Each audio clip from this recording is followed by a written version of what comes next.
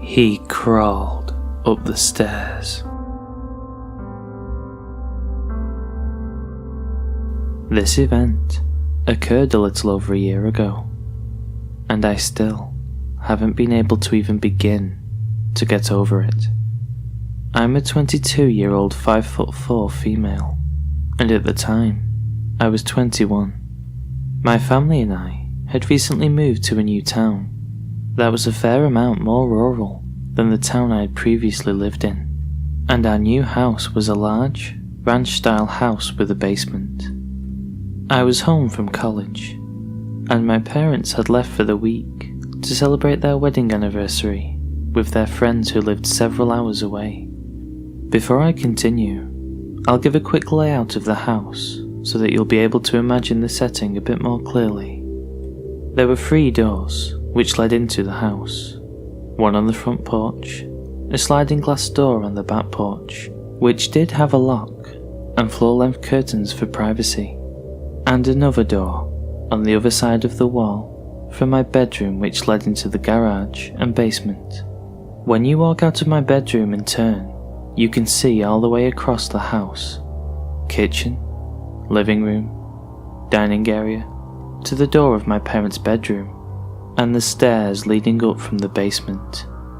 It had been a few days since my parents left, and I hadn't had any problems. They had sent me a couple messages on Facebook, letting me know that they arrived to their friend's house safely, and were having a good time. The day had gone well, and I was sure to check that I'd locked all the doors of the house once the sun started to go down.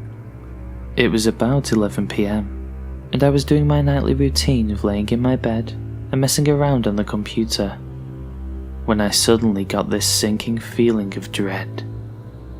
I felt as if I was being watched. It was summer, and we didn't have air conditioning, so I had a large box fan in the window, blowing the cool night air into my stiflingly hot room. But once that feeling settled over me, I decided that I should remove the fan and close the window, just in case. Once removing the fan, shutting and locking the window, and pulling down the curtain, I felt a bit better.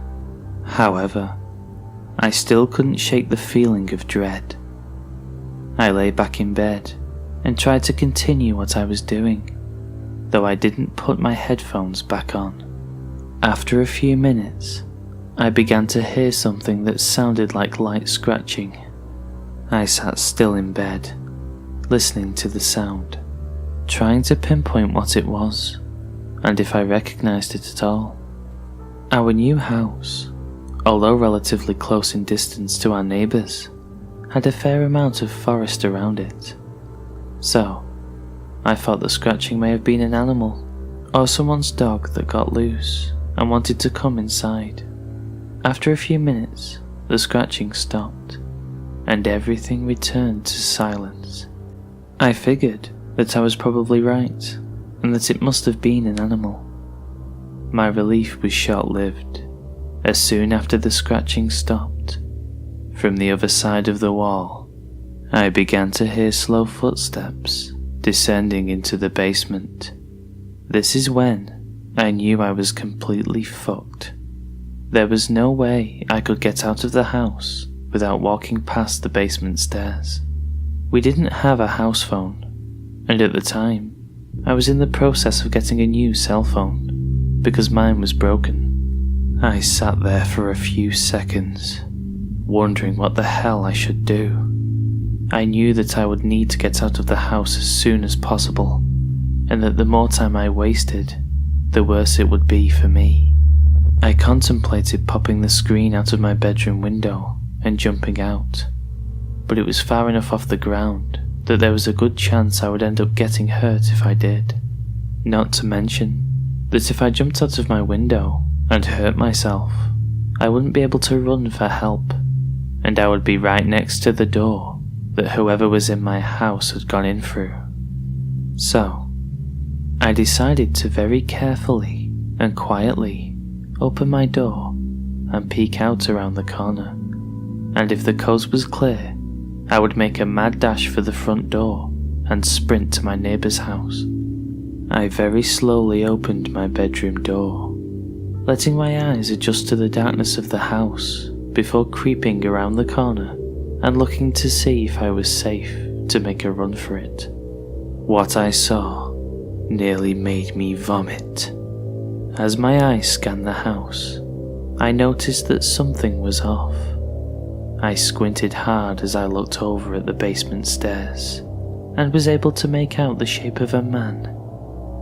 What made it worse? He wasn't just standing at the top of the stairs. He was fucking crawling up them, like some kind of nightmare creature. I quickly backed into my room again, shutting and locking the door as quietly as I could.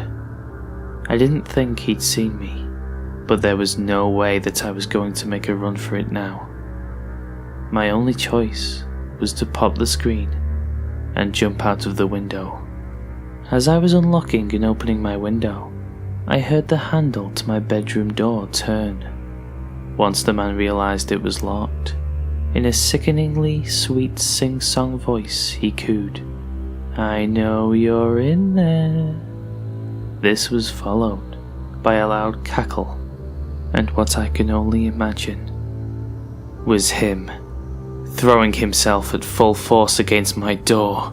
I ripped the screen out of the window and flung myself out. I landed wrong on my right foot, and I was sure that I'd hurt my ankle, but at the time, I couldn't think of anything other than getting as far away as possible. I got up and ran as fast as I could to my neighbour's house, knocking on their door in a panicked frenzy and ringing the bell over and over. I looked over at my house, and I was yelling for my neighbours to let me in.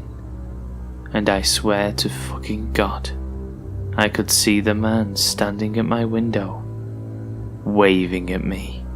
My neighbours finally opened the door, after what felt like forever, and I managed to explain well enough what was going on for them to let me in and call the police. I stayed with them until the police arrived. The police searched my house and found that the lock to the basement had been picked, and that the door to my bedroom was hanging off the hinges.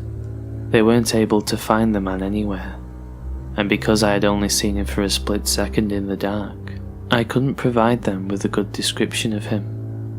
Of course, I got into contact with my parents immediately, and they hurried home. The police took my statement and searched the area for the man, but of course, they came up with nothing.